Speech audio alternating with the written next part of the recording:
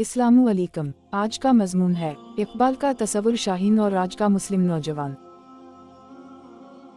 इकबाल का तसव्वुर शाहीन और आज का मुस्लिम नौजवान।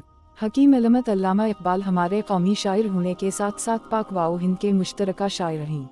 वो शायर हिंदुस्तान कहा जाए तो बेजाना होगा, क्योंकि वो मजहब मिल्लत से हटकर हिंदुस्तान और अहल हिंदुस्तान की बात करते हैं। इस हवाले से लिखते हैं, मजहब नहीं सिखाता आपस में बैर रखना, हिंदी ही हम वतन है हिंदुस्तान हमारा। उसी तरह जब वो इस्लाम की बात करते हैं तो सिर्फ मुसलमान की बात करते हैं, हर कस्म के तफरक़ात से बालातर होकर सोचते हैं। इस हवाले से लिखते हैं, यूं तो सैयद भी हो, मिर्ज़ा भी हो, अफ़गान भी हो, तुम सभी कुछ हो, बताओ तो मुसलमान भी हो।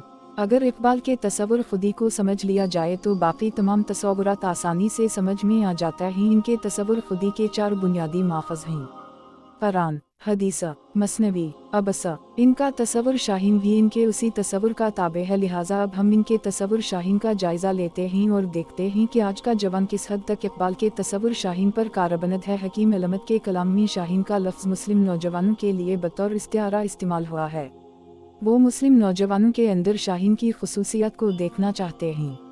वो मुस्लिम नौजवानों के अंदर शाहीन की खुसूसियत इसलिए देखते हैं कि वो दीन व दुनिया की भलाई और कामयाबी उसी में देखते हैं, जिस तरह खुद दीन व दुनिया को अजीज़ समझते हैं और सारी ज़िंदगी इसको साथ लेकर चलते हैं, और जिसकी मिसाल हमें नहीं मिलती।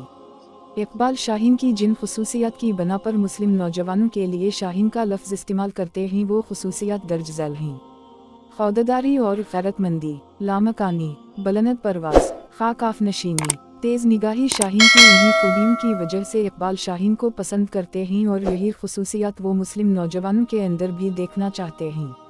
इनके कलाम में शाहीन के हवाले इस शेर जो इसकी खुसूसियत को वाज़ेह करते हैं वो इस तरह बयान करते हैं: नहीं तेरा नशीमन कैसर सुल्तानी के गनबद पर, तो शाहीन है बसेरा कर पहाड़ों की चट्टानों पर।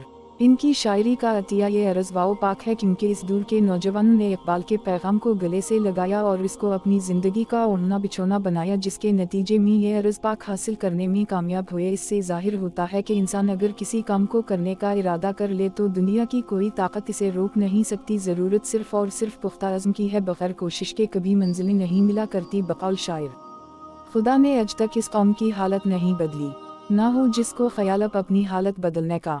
ये अर्ज़ पाक एक बेहतरीन मिसाल है जो जवान मुस्लिम ने पुख्ता अज़्म से हासिल किया, लेकिन वो माजी का जवान था, जबकि आज का नौजवान इनके तसव्वुरात से कोसों दूर है। अगर आज भी नौजवान इकबाल को पढ़ के इनके तसव्वुरात को अपना ले तो मुल्क की मौजूदा सूरत हाल बेहतर हो सकती है।